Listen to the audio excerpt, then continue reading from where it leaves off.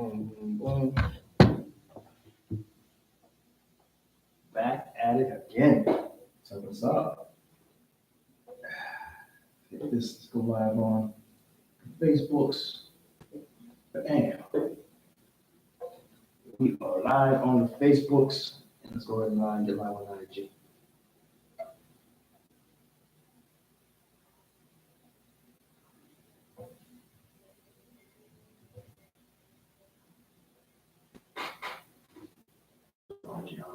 We are live on IG. And we got the trifecta going on here. IG, Facebook, YouTube Live. And the goal here, the reason why we're doing it this way, rather than how we usually do it, is that, I'll be honest, we've been, Hypro company I own, we've been doing very well in terms of grabbing clients. No, we got a bad connection on Facebook. Let me see if I can get a resolution. Oh no. Let's see.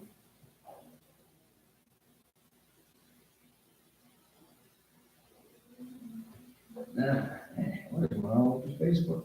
Let's take a look. Vamos ver para compliquer.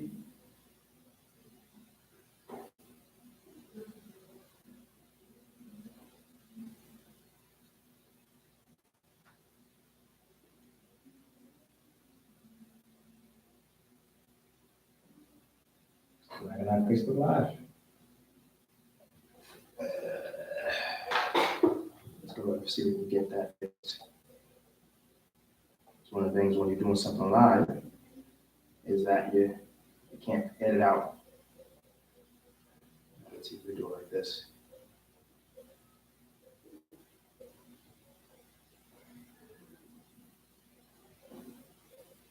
Okay.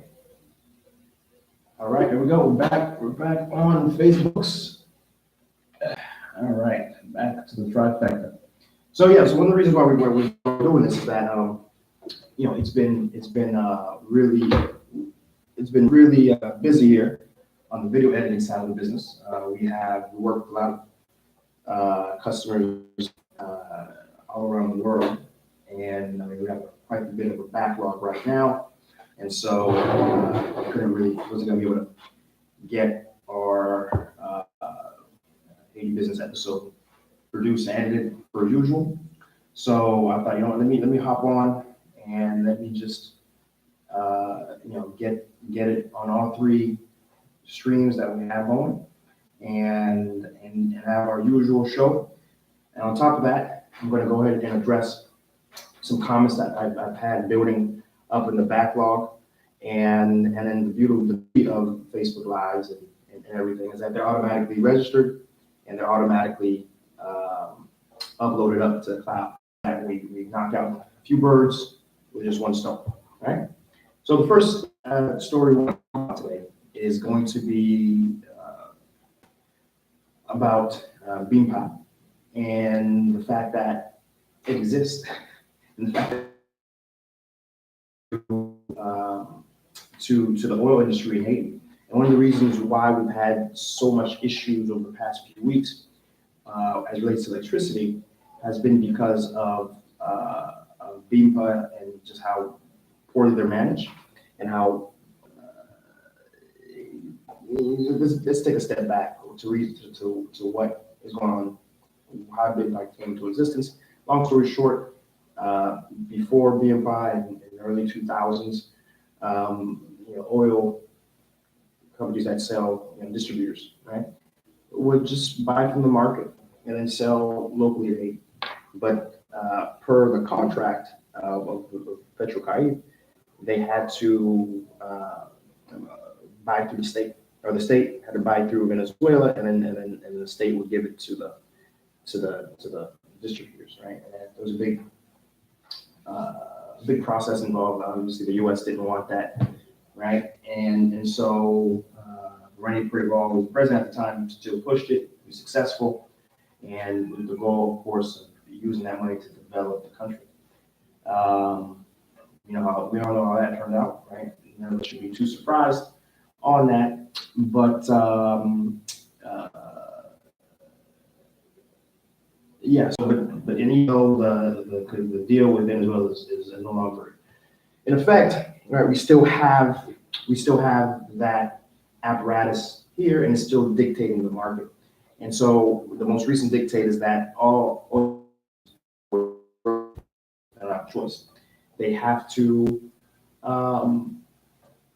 get letters of credit before being power would deal with them. This way, if they don't pay, they can just go to the financial institution that is providing them letters of credit and get that money out, right? And now the oil distributor owes a bank rather than owing them, which they feel is probably the best way to go since no one wants to pay them. And so obviously the community of oil distributors aren't happy, and they're trying to go back and discuss, right? And so so that's the crux of the news story, and they aggressively want liberalization of purchase from the market. Certainly, they have considerably more credibility than the Haitian government does, right, on the market. But we're not getting much traction, right? So the analysis part of this is that, well, the fact is not too many people are going to get into the gas and oil distribution business in Haiti. It's because it's very capital intensive, and that there's a network involved that it's not so easy to get into that network, and the perception of those from outside going in is if you try to go to that network without officially being plugged in or approved or blessed, as it were, your business, right? So there's not much I can say to my audience who I'm trying to consult, invest, and do different things, because I'm not too sure how many of them will be able to get in that business. But certainly my advice, if that wasn't a case, if there was a barrier, would be not to get in that business right now, because it's a touch subject, right? It's having to deal with any Haitian government apparatus. It's equivalent to you pulling, right? So, but certainly I can tell you though, there has been a proliferation of black market gas being sold, and just selling them and making money that I've seen in the entire time around. So certainly there's something going on. But nonetheless, in the true Haitian spirit, folks are making the most of it by buying gas and diesel and reselling. Right? That's a new story, right? If you like what you're hearing, give it a like. No, I'm kidding. No, but so the second part of this, I want to go ahead and grab some comments. Now, I'll be honest, I haven't been too great with it. There's great suggestions, but man, I just haven't had time to address it. I just haven't had time to actually go in and really see something. Yeah, I haven't really had time to really, because usually my ideas are idea based around creating videos, and how it takes between the videos you already have and you're looking to do versus seeing where you can fit new ideas and then just news and events and things coming up. I haven't had the chance to address those. But I think what I'm going to do is I'm going to go through the comments, and I'm going to try to see if I can find any ones that I can talk about right on camera. And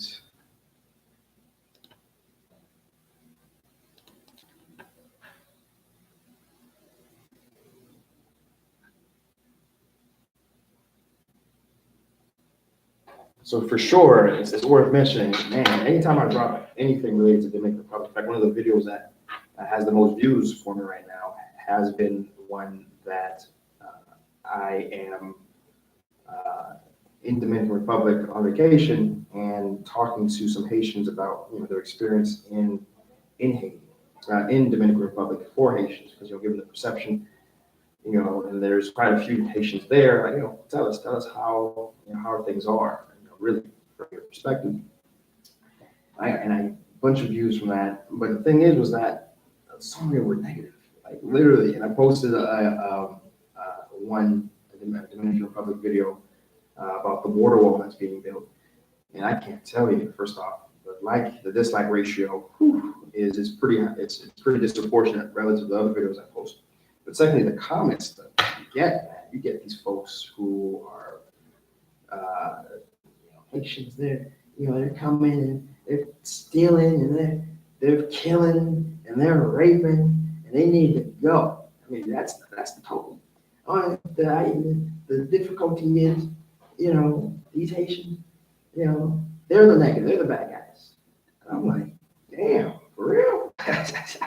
The level, the very fact that you're commenting in that negative manner is by definition showing the level of animosity that Dominicans have, right? This is just a very passionate nature of and how they want to, provide article links and show. Oh, look, let me show you. This is proof.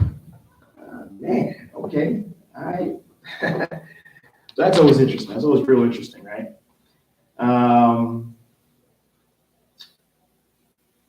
Let's take a look through the comments and see what else we've got.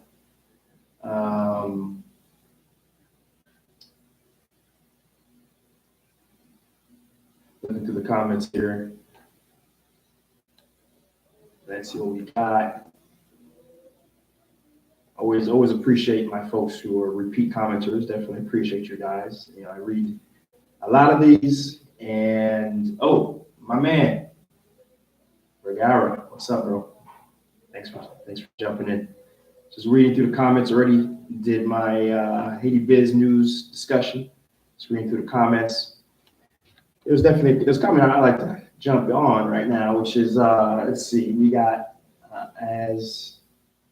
and we'll read it. I'll read it out loud.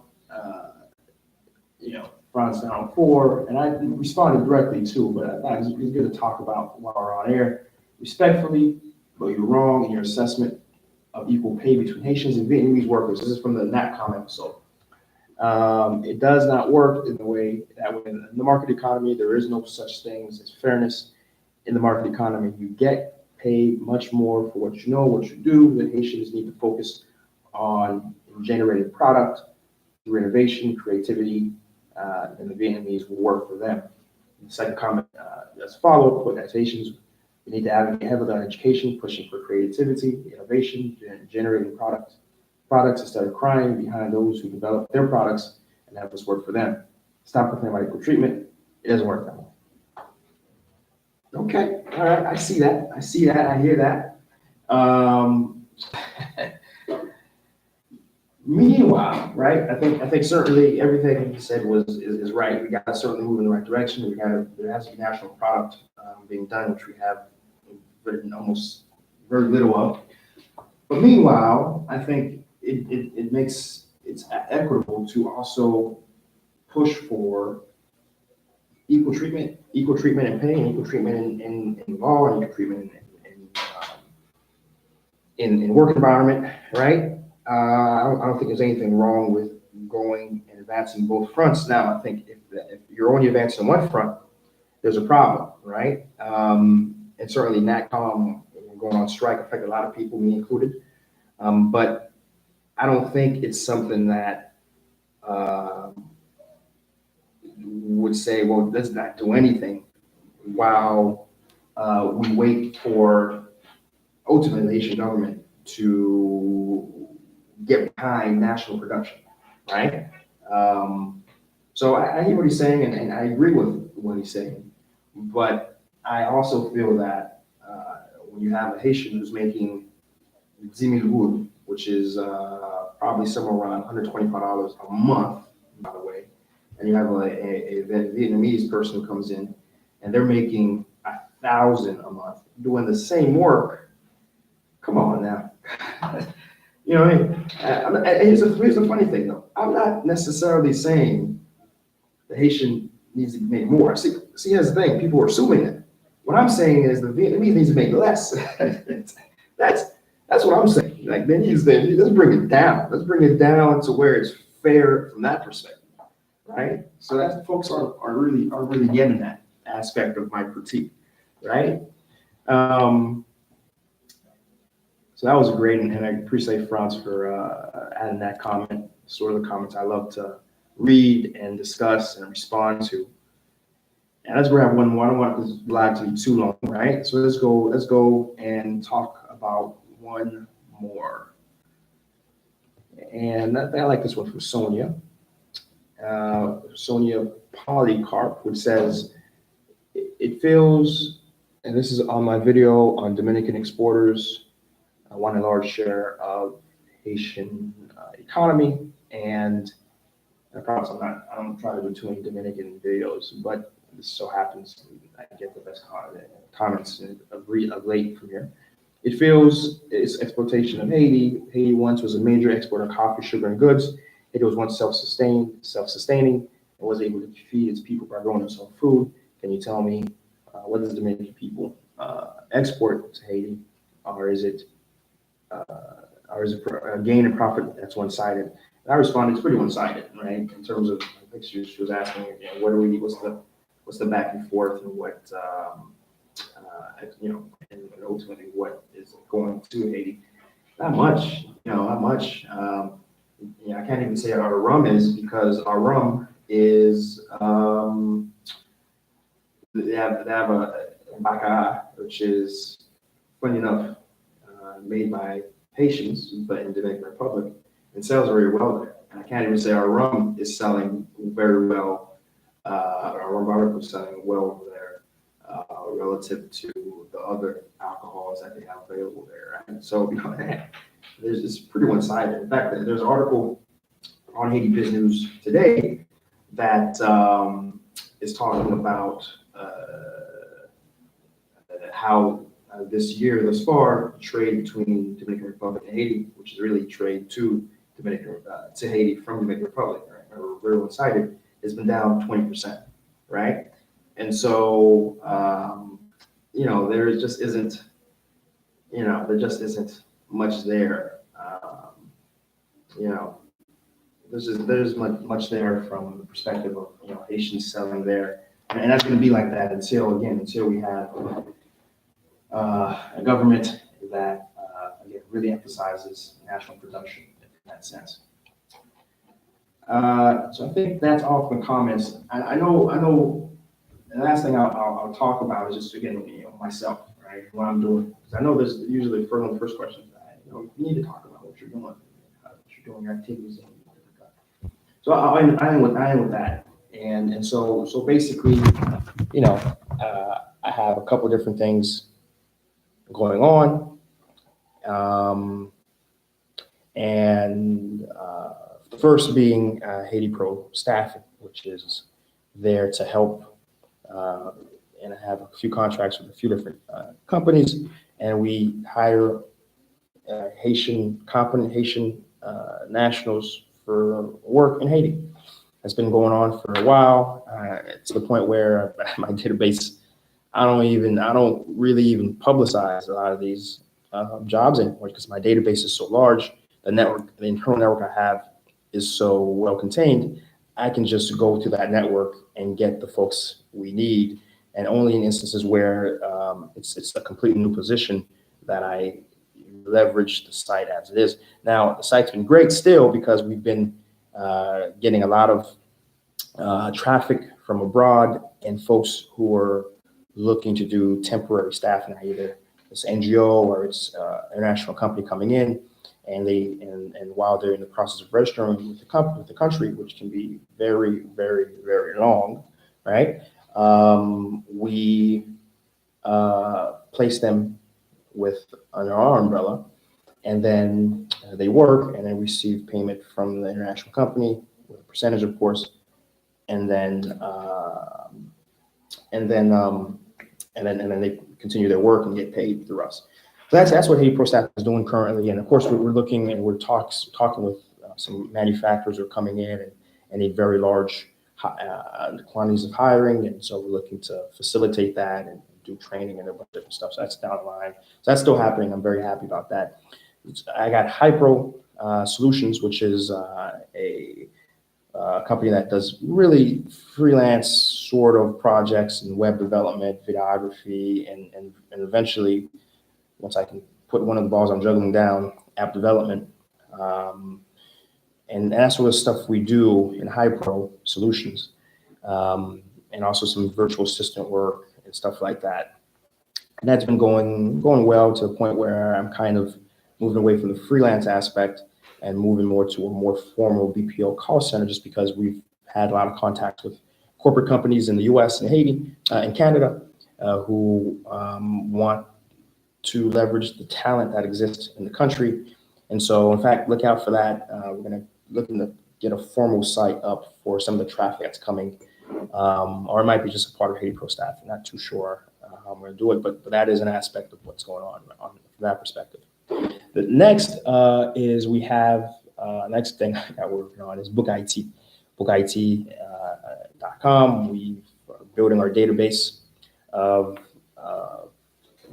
websites that, hotels, and also we have rental cars, we have metro buses you can purchase on there, and additionally we have travel packages. The most popular is custom travel packages that folks can sign up on the site. And the reason why I have that site is, you have Seejeanty and show these great videos of great places in Haiti, and every single time, you got a folk who comes on and says, "Oh, Chris, man, I never seen Haiti like that, man. I want to come. I want to go to Haiti, man. Yeah, let's do it. Let's do it. Let's go to Haiti." But yet I'm not really a travel agent. I don't really have any interest in being a travel agent, right?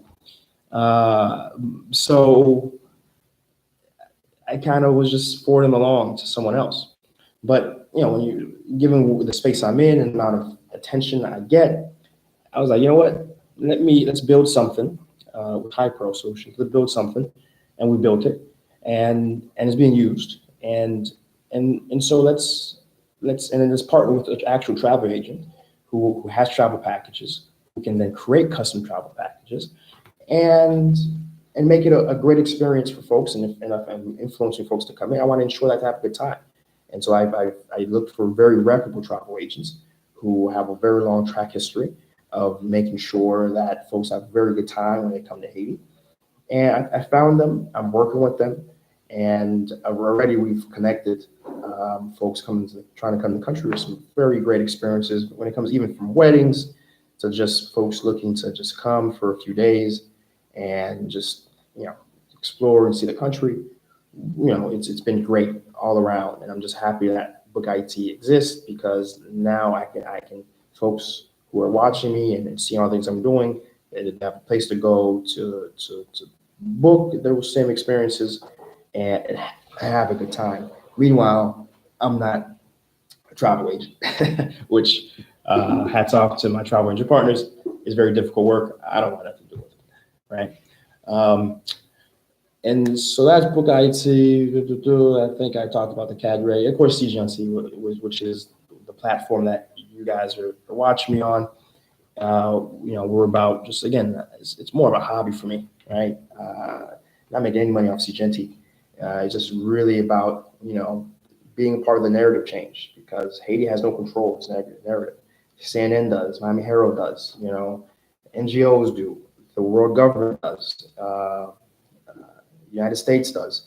And the narrative they want to push down everyone's throat is this is a shithole country with nothing to offer but poverty, crime, and disorganization. And it's not true. It's not true. Haiti isn't as bad as any other developing country. Honestly, it's just we've had a glut of bad perception management, right? And so I want to be a part of that, and that's why I do what I do, to help influence and drive the discussion in the right direction, right? So even if I never get a penny doing I'm doing an important role that I wish more folks were doing and more a part of, right? So again, that's I think that's where I'm gonna end the video. You know, the point of me making these wasn't necessarily to get a bunch of views live while I'm doing it. Obviously, that's not the case. But the point is just to, you know, do my usual show, you know, and then have it auto record and post, right? Which is what we have going on here. But in addition to doing a different format and also get engagement. And in the future, hopefully, you know, we'll have some folks in the live stream putting down some questions that I'd be able to go ahead and answer. But I guess that's going to be for some future episodes. Every Friday, you know, probably just every Friday, do a live, you know, grab the comments from the week, talk about it, and then anything else that I can add from a personal perspective that, you know, folks have been asking me to talk about. I certainly will. So I think that's that. For the guys who watched this live, appreciate you. For the folks who watched it after the fact, appreciate you double. And until we're back at it again, we'll be back at it again.